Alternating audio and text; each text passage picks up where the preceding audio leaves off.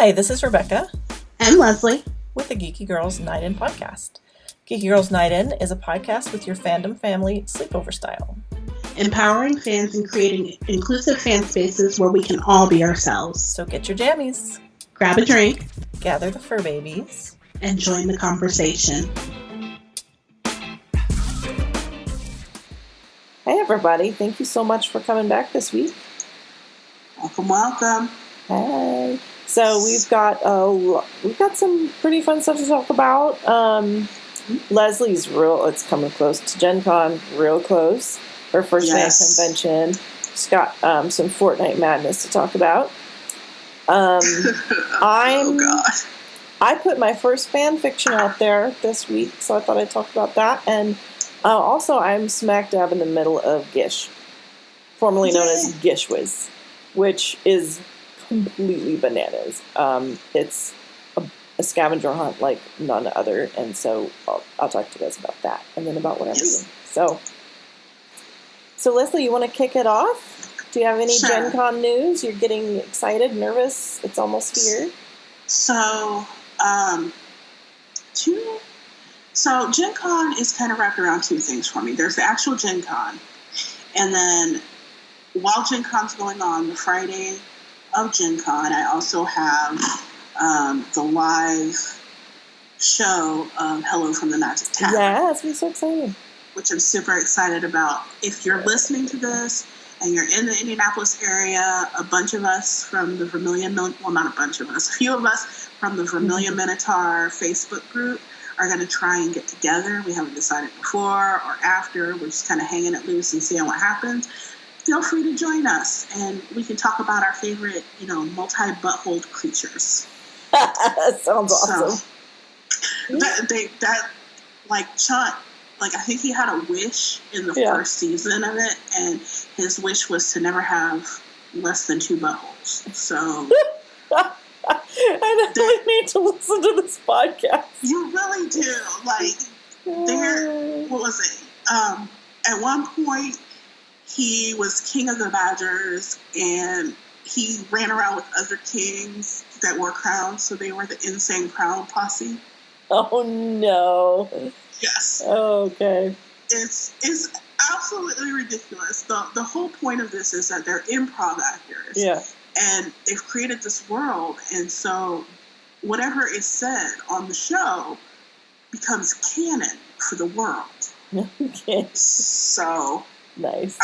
It's absolutely ridiculous, and I absolutely love it.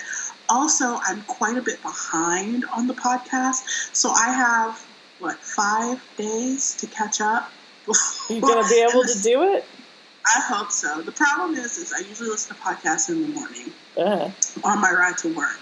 Well, I take Geeky Baby to school, and her reward for, getting dressed and not throwing tantrums in the morning and throwing fits is that she gets to listen to Moana. Oh, the things we do for our kids. Yeah. Not that there's anything wrong with Moana, but, I don't have a really long commute. My commute's 20 minutes at most. So, I have a lot of busy work that I need to get done at work that requires me to not talk to anybody. So I'm hoping that I can get through that. 8 hours of, tedious typing and this. I should be good. Cool. Gen Con, I'm getting more and more nervous and anxious and excited. I wanted to sign up to learn how to play Dungeons and Dragons. They have a learn type situation. Unfortunately, I waited too late to sign up, and all of the earlier slots of that are closed out. So what I did was they have these generic tickets you can buy. And each ticket's $2 a piece. I bought $10 worth of these generic tickets. And what'll happen is, what you can do is go to whatever program you want to do that costs money, and let's say it's full, but you show up and the amount of people that were supposed to show up didn't. Well, you got these generic tickets that you can give them to pay for this, and you can play. So I'm kind of hoping that, I can slide in like that. Well, I hope you do, and I look forward to hearing about what it's like, because, my friends and stuff played Dungeons and Dragons when I was a kid. Well, I was a teenager, actually, but I never actually played it. I'd love to see what you think of it. That'll be fun. Right. And my husband, he played Magic the Gathering. And so when I told him I was going to try and do Dungeons and Dragons, he scoffed at me and was like, that's a lot of math. I don't. It's like, you will have to find somebody else to play with you because that is a lot of math. And also, we played another game of Magic the Gathering this weekend, and I lost abysmally. But in my defense, when I built my card stack, I built it before I even played the game. So, I have a lot of cards in there that make absolutely no sense. There was a card that was power up all your goblins. Well, my card deck doesn't have any goblins in it because I didn't know what I was doing. My son, Nathan, actually just decided he wants to learn Magic the Gathering, so he just got a bunch of decks, and he wants to take him to one of the local game stores so he can play with people. But I want to learn some kind of card or board game. And see, this seems like a lot of fun, and they're having, I think this year is the 25th anniversary of Magic the Gathering. If you look on Kotaku, there's been a lot of talk about that. There are rare cards. Mm-hmm. In Magic the Gathering, I guess the ultimate rare card is the Black Lotus card. Mm-hmm. And on one of the articles I read, Black Lotus Alpha card. Mm-hmm. So that means that the card came out of one of the first packs when Magic the Gathering first debuted. Oh, okay. So if you have one of those cards and it's pristine, on eBay, you can cop 6 figures for it. No joke. Damn. Right. So, my husband, we're playing with old cards, cards that he's had forever. Mm-hmm. Some of them are banned, tournament banned, you can't use them anymore, things like that.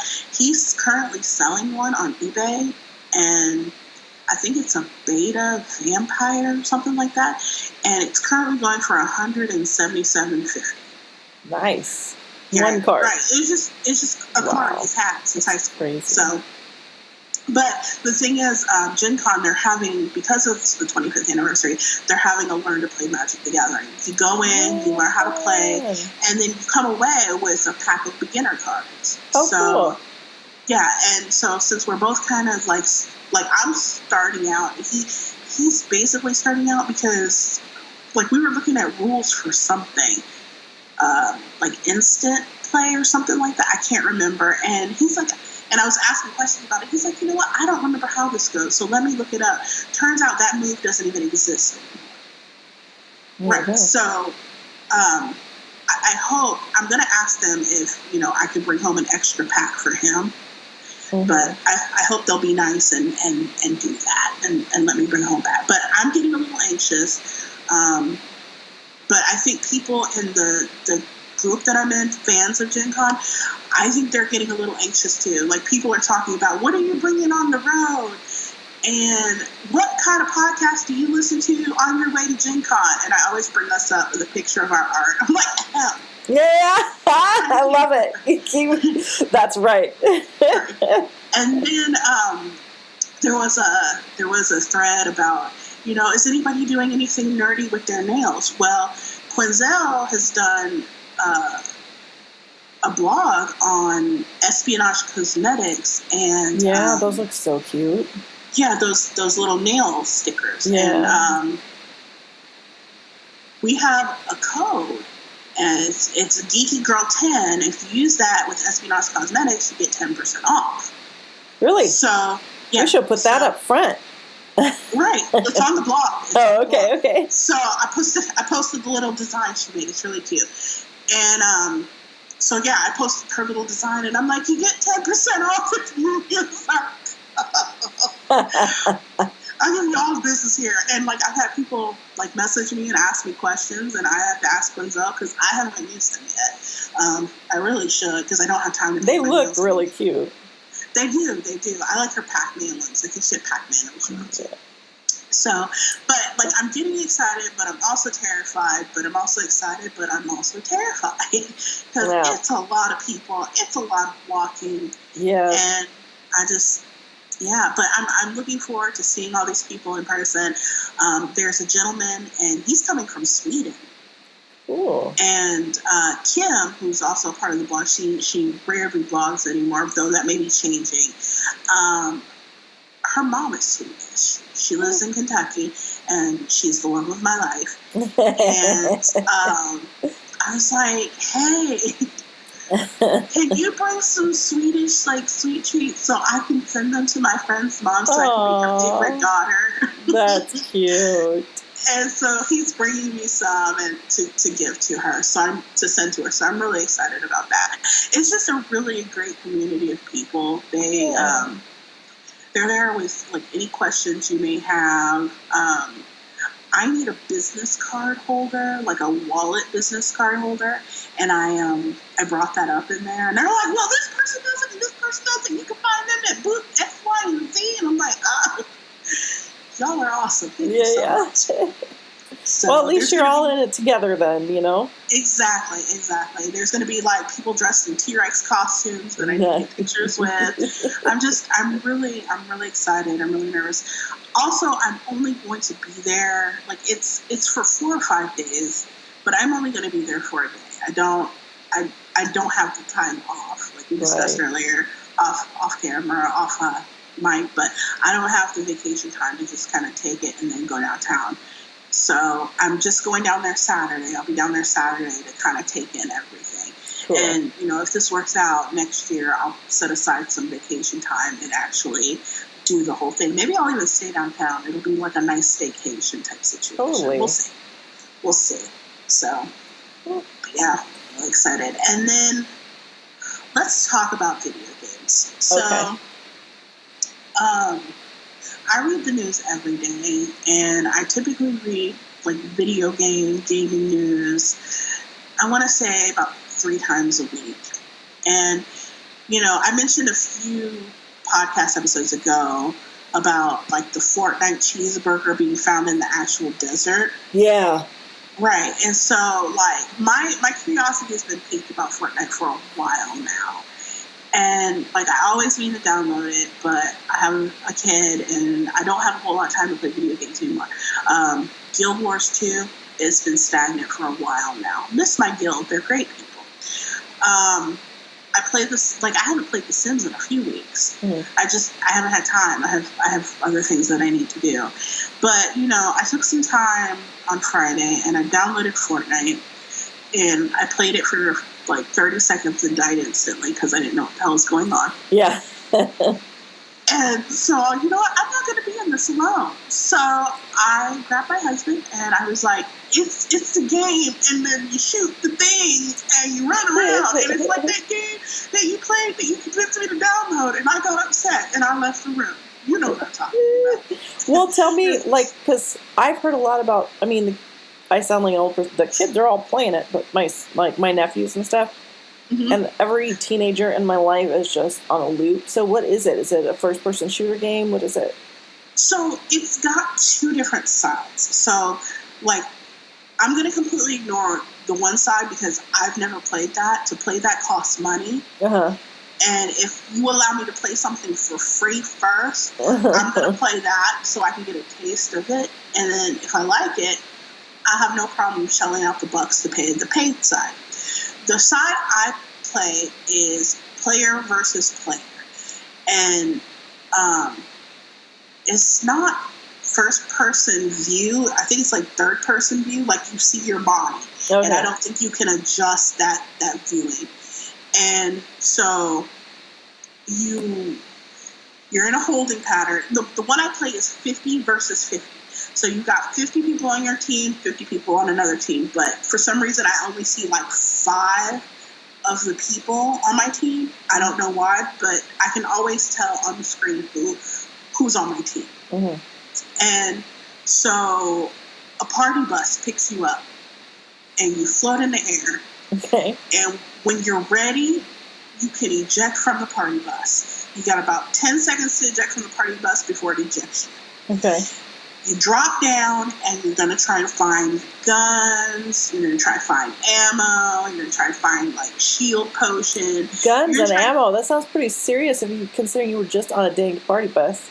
I thought you were just like going to dance or something. You're probably injecting to get your weaponry.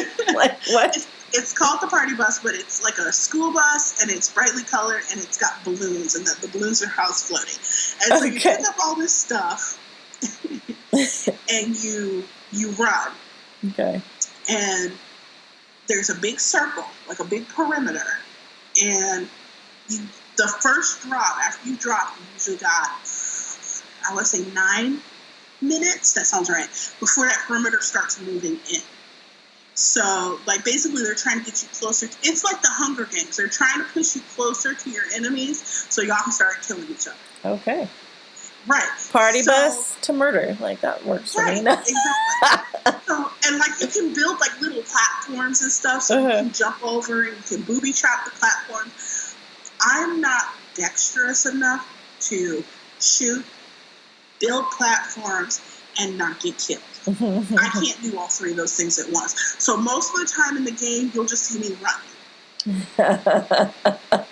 Because the first time I played, like I said, I died 45 seconds in because I didn't understand that circle moves. And if you're outside of that circle while it's moving, it's going to kill you. Yeah. And so, like, I understood that, like, after. And, like, I made my husband join in, and then he died in the circle instantly. Like, I was like, he's gotta move! And he's like, why? And he's like, but why? Why do I have to move? Can you explain to me why I'm moving? You're like, too late, you're dead! What are you talking about? So he's dead, and he's like, you know what, I can't play like this. We need to watch a YouTube video to really understand this. And I'm like, what? He doesn't want to die instantly while you yell at him? What? Right. That sounds so awesome, though. I'm just screaming at him while I'm running, throwing grenades. Like, I don't know what's going on. I'm like, you gotta move out of circles. So we watched the video, and they explained a couple of things, why I died, that circle. Explain what the dotted line is. If you cross the dotted line, you're more likely to run into enemies. And the whole point of that circle is to get you guys closer and closer so that you guys can just start firing on people. And I've died pretty much every single time still. But it's fun. It's What's hilarious. the verdict? Are you hooked? Are you going to keep doing it? I'm not hooked, but it is fun. And my husband made a very good point. Back when we were child-free and footloose and fancy-free, we could devote time to learning a game and playing it well and, like, learning how to pick off people and help people and things like that. We don't have that time anymore. So if I'm going to play... Go and die. Yeah, pretty much. If I'm going to play, it's going to be with the understanding that I'm going to suck the entire time I play. And I put my my Fortnite code, so like the code you can add me as a friend, on my personal Facebook page. And our mutual friend Christina Converse. Oh, I love her. Right. She's like, Greg plays her son. And I'm like, well, her son's like 8. Oh my God, he's so precious. He's so cute. He's so cute. Good. And I was like, he can add me, but let him know that I am absolutely horrible at this and may get him killed in the game. And she's like, that's fine. He's horrible too. I'll add you to the game. It'll be okay. I'm like, okay. Well, sometimes the multi-generational thing is good because you know what? So, we've talked about our mutual Facebook group, the secret Facebook group in which we met. Well, when my son was little, real little, he's 16 now, he was doing Minecraft. And I was kind of like, what's he doing in there? Because it's online and I don't know, up from down. And one of the girls actually, Sam, was like, oh, I'll go keep an eye on him. I'll go check on him. I'm on Minecraft. And she just like checked in on him. It was really cute. Yeah. So I was like, I want to know what he's doing in there. So, sometimes it's good. You can keep an eye on the kids for him. Exactly. And then like it has like where you can communicate with people, but I didn't have headphones on. I didn't have a mic on or anything like that. And then all of a sudden, like, Spanish samba music was playing, and I was like, "This is nice," and like dancing. I love samba. Yeah, but like I got distracted and got killed again. So it does seem pretty upbeat. Samba and again murder. It's like a very funny combination of whimsical and combat. Yeah. I was gonna say my son, you know, he's obsessed with video games, and I'm always tempted because it is amazing, like how different they are from when I was his age. Mm-hmm. But I'm the same way. I'm like, I'm just going to play it enough to go on and just get killed constantly, and which is stressful to just be like, hey, go fail at something, and then that's going to make your day better. I don't know. Right. And it's an absolute blast. And with some games, like, Evelyn likes to watch. Like, she likes to watch The Sims because there's babies. And she likes to watch the babies, and she demands that I play with the babies. And what happened to the babies? And I'm like, the baby grew up. It's now a kid. She's like, well, I don't like that. You need to make more babies. And that's so true. And but in Fortnite, like your character can emote. I haven't figured out how to emote in the game. I don't know how to do that, but it'll dance. And she was watching one of them dance, and she's like, "Do that." I'm like, "I can't. I don't know how." She's like, "Well, I don't like it." Oh, I'm sorry. Whatever. So, but yeah, it's interesting, and it's something that maybe I can relax to and play on the weekend, but it's not something that I see myself getting too hardcore in. Yeah. Like the stuff that I've seen of Fortnite, it's like where the characters come together and they do stuff together, but that's like the paid wall. So I would have to look into that and kind of see. And it's also the paid part. Like, they're in their beta testing, I do believe. Okay. So it's not a full game, but if I read it correctly, I think after it's out of beta testing and like a full game, like I think it's free, period. Oh. Like all of it. So like maybe like the player versus player is all tested and thorough and vetted and it's fine, and this part isn't, and that's why it costs money. I don't know. So we'll see. And then finally, so in my actual 9 to 5, my boss does this thing at our meetings called shout-outs. And I think they're kind of hokey, but whatever. I'm like, thank you for giving me a shout-out for doing my job. I really hope he doesn't listen to this and cuss me out. So I want to give us a shout-out because... like, I was reading on Reddit, I think, in, like, one of the podcasting groups, and typically the average, like, starting up podcast, you get to about 7 episodes. It might be 7, it might be 5, and then people just give up. And we're past that. So, yeah. Well, you know, I think that's about the point in which you start to realize it's work. You know, because it's fun, but then to actually do anything dependably, you're like, oh wait, this is actually work. It's fun work, but it's work, you know. But everything I've read, like, or heard when I listen to podcasts is that oftentimes it takes up to like a year for people to really start multiplying exponentially their listeners and like getting traction. It takes a while to monetize and do stuff like that. Yeah. So I think the important thing is just that we're consistent, that we're having fun, and that hopefully, you know, with time we'll kind of learn, you know, more engagement and marketing and stuff like that. Because some of it just comes with learning, I think. So go us. Yay. And then I want to give also Quinzel a shout out because she's been working her hiney off. WakandaCon is coming up. Oh yeah, when is that? I can't remember exactly. She's got to come on and tell us how it went. But here's the thing: like she wasn't going to go. They were going to have a live feed, like a 24/7 live feed of it, and she was going to do it that way because, you know, we broke. And so, but they canceled that. They canceled the 24/7 live feed. So she's been working with it. She's trying to figure out what she's going to do and how she's going to do it. So shout out to her. And she's been working really hard on the blog. I know this upcoming week she's got an article every day this week already queued up and ready to go. So thank you so much. We are lucky she's a part of the team.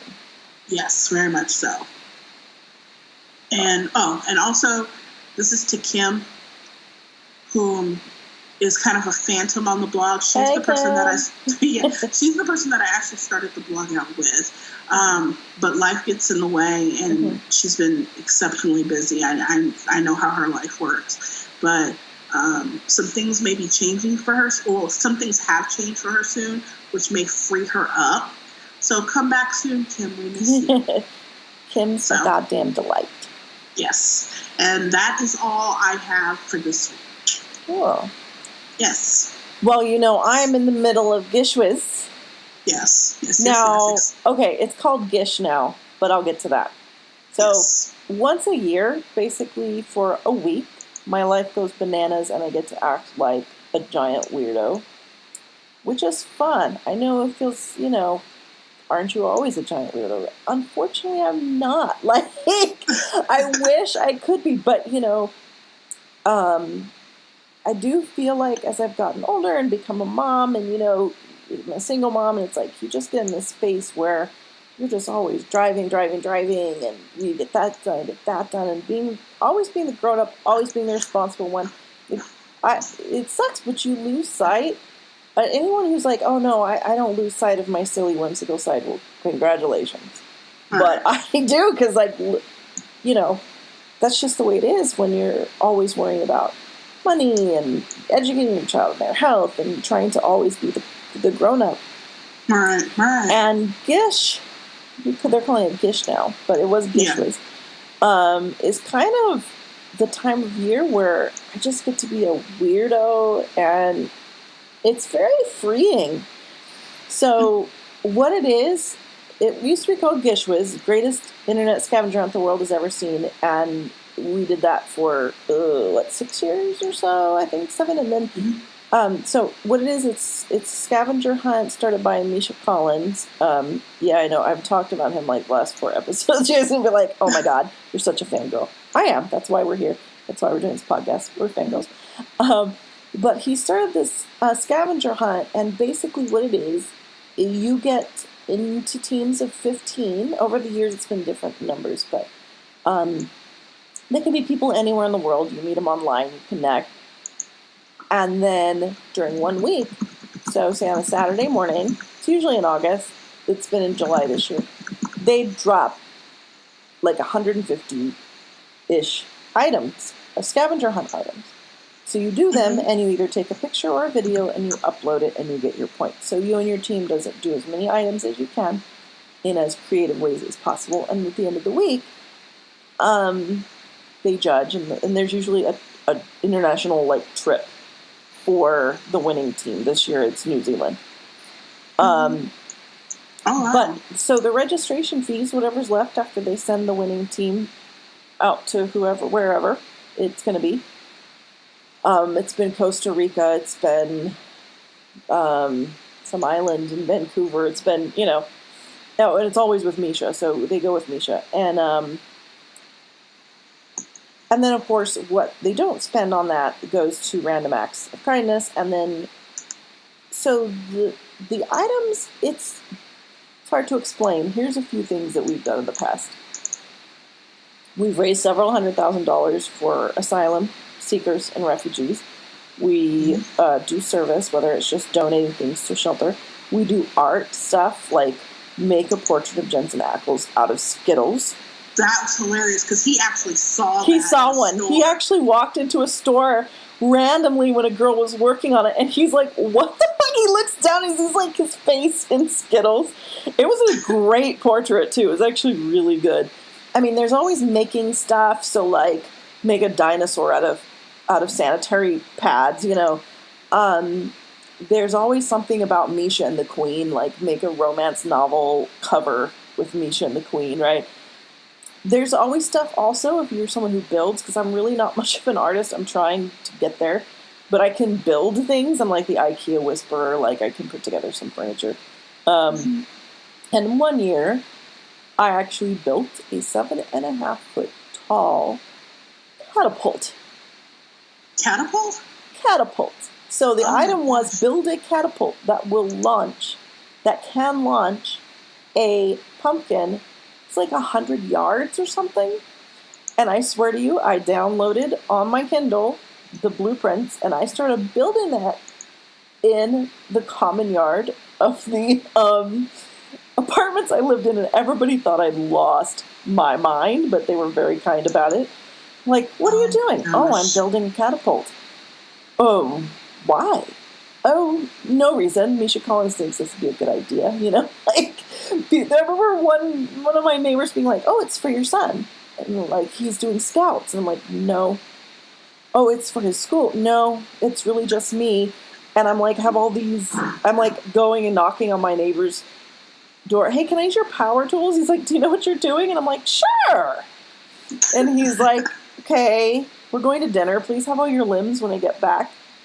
I actually built the thing and managed to get, like, at night, me and my friends put it on, like, the back of a pickup truck and drove to, like, the nearest community college and dragged it out to the football field and actually did it, and it worked. So you do some weird stuff. And the really great thing was doing it with Nathan, because he'd never seen me like that.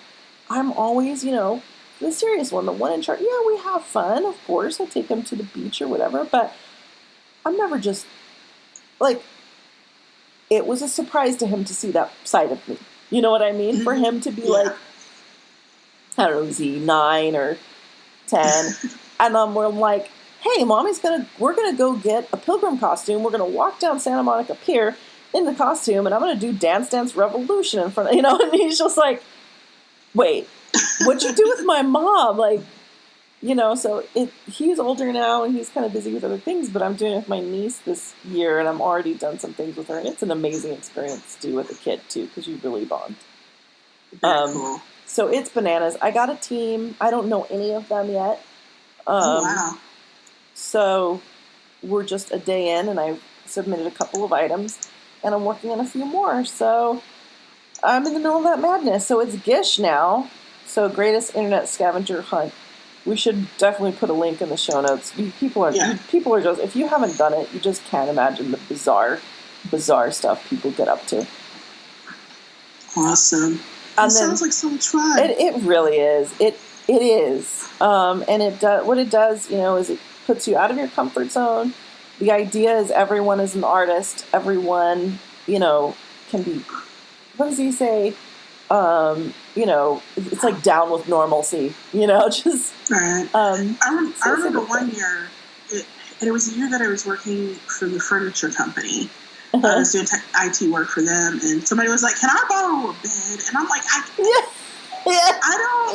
don't have the authorization to just give you a bed out of my showroom floor. I'm sorry. I'd be more than happy to if I could, but I don't. Yeah. That item was to set up an entire 4-poster bed in, like, a Walmart parking lot and, like, have a tea party on it. It was, like, all kinds of crazy stuff. Yes. And you've always got us up to some weird stuff. And awesome. It's always good for the soul, I'm telling you. And then, of course, we always try to manage to do good with it too. So very cool. Very cool. Also. So I was going to say, talk about one thing I'm reading and one thing I'm writing. Okay. So I'm reading Patrick Rothfuss' Kingkiller Chronicle trilogy, which is massive. It's very widely loved, and it's been optioned for a TV series by my baby Lin-Manuel Miranda. Which is why I picked up the books in the first place. Like, it's why I was interested in the first place. But they are epic fantasies. The first book is like 700 something pages. The second one is like 1,000 something. So I'm on the second book now. So the first one, like, I definitely recommend them. They really create this whole other world. I love authors like that. I love books like that. it can really take you to another world and make you feel like you're going and visiting that world when you pick up the book, you know? And that's what's great about epic fantasy. We really spend a lot of time in those worlds, developing the characters, developing everything. And it's a slow burn, you know, of a story. But I'm just, you know, I just want to go back and look at it. Like, read the next part, you know? So, I'm having a lot of fun with those, and I'll probably do like a full review at some point. But I definitely highly recommend them. And then I posted my first fan fiction. So I've been reading fan fiction for years. I'm on AO3 all the time. And I've never done AO3. Like, the first fan fiction I did, like, the way that I found fan fiction was an article on MSN, and the girl's fan fiction had become that particular fan fiction had become so popular that she had her own website with it. Yeah. And then from there, I found fanfiction.net, and that's where I stayed, except for when I read Twist and Shout, and I haven't been to AO3 since. Well, AO3, I mean, they've got over 1 million works uploaded. Okay. So, I mean, it is massive. You can find anything. I like it just because I read a lot of the explicit ones. And they just have a whole, like, a lot of erotica and explicit ones, which is what I like, so I go there. But it's also just got anything and everything you want to read. In fact, yesterday, the New Yorker's food columnist, Helen, I'm trying to remember her last name, she posted an article that Anthony Bourdain had read a fan fiction of him that was on AO3. That was brilliant. I mean, it's Anthony Bourdain in Narnia. Oh my God. So, I bet he trashes that stupid, that candy. That candy that Edmund no, he doesn't. Sold his family. No, he does not. Yeah, goddamn it, Edmund. Yes. No, it's like, if you have to, I mean, she basically writes it like an episode of his show, only he goes to Narnia. And I will definitely check that out. Oh my God. So it is sheer brilliance. And so this journalist said that Anthony Bourdain had read it and was like, "Dear God, this is so accurate that I'm both flattered and terrified." Like, you know, because she writes the whole thing in his voice, and he's just like, "Oh my Jesus God," you know, like this is inside my brain, you know. So they have everything from that to just, like, you know, One Direction, you know, to Supernatural. I think Destiel is probably one of the most favorite, you know, popular ships on there. So I finally dipped my toe in. I've written a fan fiction before that I just shared with my friend because it was for her birthday. So I actually took the leap and posted it, and it was in the Wayward Sisters universe. And it was fun. Basically, you know, I've just been really overwhelmed lately. It's been tough. I mean, the world is really crazy, and it's been, you know, I've been struggling with some depression, and, like, it's hard for me to write my really serious stuff when I'm feeling down. I just need something that makes me feel good, you know? Right. And I love the Wayward Sisters universe. I love visiting those characters. I love developing those characters. And, you know, I'm going to keep doing it. It was really cool. Awesome. It sounds like fun. And when we put the show up, I'll go ahead and find the link to Anthony Bourdain and Narnia. So good. I will add that to the show notes because that sounds like a ride that I'm willing to take. There's like 300 comments on it. I mean, it's brilliant. Yes. So, it's going to be a short one today, guys, in case you couldn't tell. But before we go, a couple of things. Number one, we are on YouTube. Yay! Right now, it is just our podcast. So if you need closed captioning, that's where you want to go. And we'd also appreciate it for any of our bilingual speaking listeners, if you want to translate into a language that you know, that option is available on those podcasts. So we greatly appreciate that. Pretty soon there'll be some other material up there. Like I will be filming a lot of Gen Con, and I'll edit that as best as, my editing skills allow, and I'll put that up there. And also my husband recently bought a new laptop, and he noticed that there wasn't a lot of information about it online, and it's a really good laptop that he's really excited about. So I'll probably be posting, his review and talking about that laptop as well. So basically it'll be geeky, nerdy stuff up there. Yeah, and I'm thinking about doing some comedic, some short funny videos, so... There you go.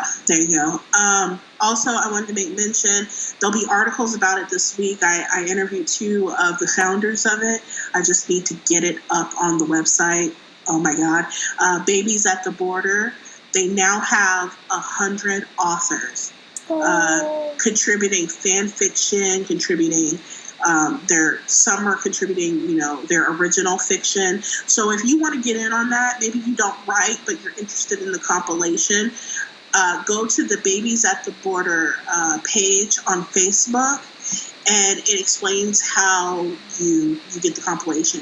It's like a $10 donation to 3 or 4 charities. You choose one. It's not $40 total. You choose one to have your donation sent to, and you email them your receipt, and they send you out the compilation. Or if you do want to help, they're still taking authors. If you're not a writer, but you do art, they would appreciate some banners for some of the art, for some of the stories. There's tons of ways you can help, and be on the lookout for my posts on the website about the two starters of this program and how they got started and why. It's really good. Fandom doing good. I love it. That's very my fave. So. And also, I wanted to remind you guys that we do have a Patreon. I'm going to post a few podcasting outtakes, I guess you would call them, on there. That'll be for our $5 and up donators. So we'd really appreciate it if you took a look. The links to the Patreon will also be in the show notes. So I hope you check that out. Yay. All right. Well, thank you so much. No, that's it. I think that's a pretty good roundup. We crammed a lot of geeky stuff in there. Yes. Cool. Well, thanks for joining us. Next time I talk to you, it'll be after Gen Con. So cool. Wish me luck. And if you have some advice on attending cons or anything like that, feel free to reach out to us on Facebook, on Twitter, and even on Instagram. Yep. So, okay. Hope to hear from you. Bye. Bye.